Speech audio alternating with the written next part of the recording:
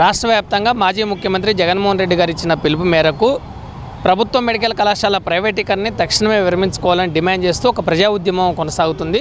ఇక్కడ విజయవాడ సెంట్రల్ నియోజకవర్గంలో ఇన్ఛార్జి మల్లాది విష్ణు గారి నేతృత్వంలో మొత్తం నియోజకవర్గంలో ఈ సంతకాల సేకరణ, కోటి సంతకాల సేకరణ చాలా విజయవంతంగా జరుగుతుంది. విశేష స్పందన ప్రజల నుంచి వస్తూ ఉంది. ఎందుకంటే జగన్మోహన్ రెడ్డి గారు 8,480 కోట్ల రూపాయలు వెచ్చించి 17 ప్రభుత్వ వైద్య కళాశాలను నిర్మాణం చేశారు.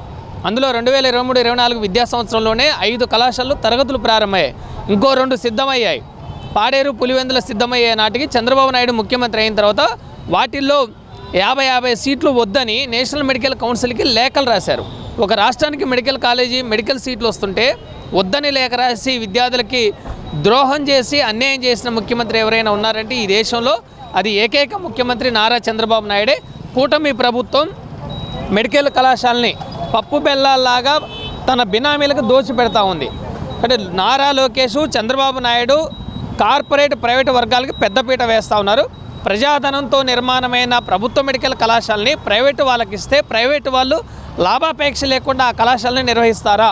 మెడికల్ కళాశాల సీట్లు అదనంగా ఎక్కువ ఎలా వస్తాయి అని మా వైఎస్ఆర్సీపీ విద్యార్థి విభాగం తరఫున మేము ప్రశ్నిస్తూ ఉన్నాం. ఇది కేవలం ప్రైవేట్, కార్పొరేట్ వర్గాలకి, తన బినామీలకి దోచిపెట్టేందుకే చంద్రబాబు నాయుడు ప్రభుత్వం ఇది మొత్తం ఎత్తుగడ వేసి ప్రైవేట్ పరం చేస్తూ ఉంది. ప్రజాధనంతో నిర్మాణమైన ప్రభుత్వ మెడికల్ కళాశాలని ప్రైవేటు వాళ్ళకి ఇవ్వడం అంటే SC, ST, BC, EBC, OBC, minority వర్గాల విద్యార్థులకి మెడికల్ విద్యను నిరాకరించడమే. జగన్మోహన్ రెడ్డి గారు పేదల పక్షపాతిగా నిలిస్తే చంద్రబాబు నాయుడు కార్పొరేట్, ప్రైవేటు వర్గాలకి పెద్దపీట వేస్తూ ఉన్నాడు, వాళ్ళకి కొమ్ము కాస్తూ ఉన్నాడు.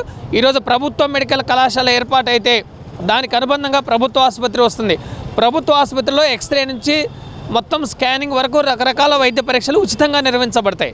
అదే ప్రైవేటు వాళ్ళకి వెళ్తే ప్రైవేటు వాళ్ళు లాభాపేక్ష లేకుండా వైద్యాన్ని ఎలా చేస్తారు?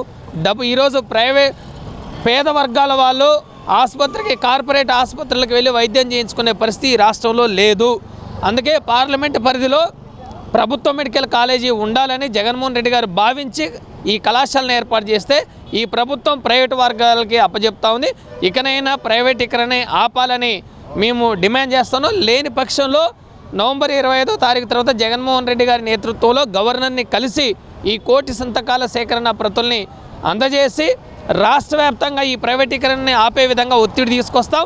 లేని పక్షంలో ఇంకా మరింత ఉద్యమించి కూటమి ప్రభుత్వానికి బుద్ధి చెప్తామని మేము హెచ్చరిస్తూ ఉన్నాం.